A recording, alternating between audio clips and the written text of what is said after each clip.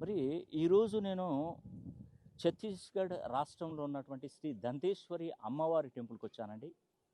ఇక ముఖ్యంగా ఇక్కడికి రావడానికి కారణం ఏంటంటే ఆగస్టు 9వ తారీఖున శని హోమం జరిపిస్తున్నాను. ఈ శని హోమానికంటే ముందే నేను భారతదేశంలో ఉన్నటువంటి కొన్ని పుణ్యక్షేత్రాలను దర్శించుకోబోతున్నాను.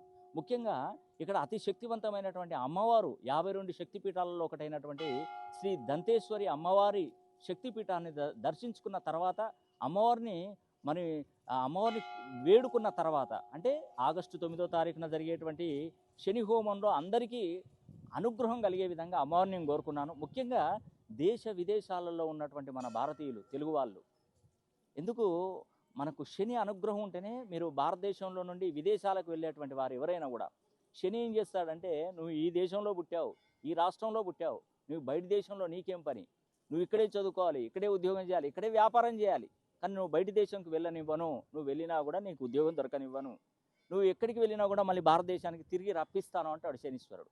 అందుకే దేశ విదేశాలలో చదువుకున్నటువంటి పిల్లలు కానీ, ఉద్యోగాలు చేసుకున్నటువంటి వారు కానీ, వ్యాపారాలు చేసుకున్నటువంటి వారు కానీ ఒక్కసారి గనక కుంభరాశిలోకి వచ్చినటువంటి శనీశ్వరుని అనుగ్రహం చేసుకొని ఒక్కసారి శని హోమం జరిపించుకున్నారంటే శని మీ వైపు మళ్ళీ చూస్తే అడగండి 30 సంవత్సరాల దాకా ఇక మీ వైపు చూడడు. కాబట్టి ఈ అవకాశాన్ని ప్రతి ఒక్కరు సద్వినియోగం చేసుకోండి. ఆగస్టు 9వ తారీఖున ప్రతి ఒక్కరూ శని హోమం జరిపించుకోవాలని కూడా 1కి 1000 సార్లు చెప్తున్నాను. ఇట్టి అవకాశాన్ని ఎవ్వరూ మీరు మిస్ చేసుకోకండి. ఇది ఇప్పుడు దాటితే 30 సంవత్సరాల తర్వాత మళ్ళీ శని తన సొంత ఇంట్లోకి వస్తాడు. ఇది గమనించండి, ప్రతి ఒక్కరు అర్థం చేసుకోండి. ఖచ్చితంగా మీరు శని హోమం జరిపించుకోండి.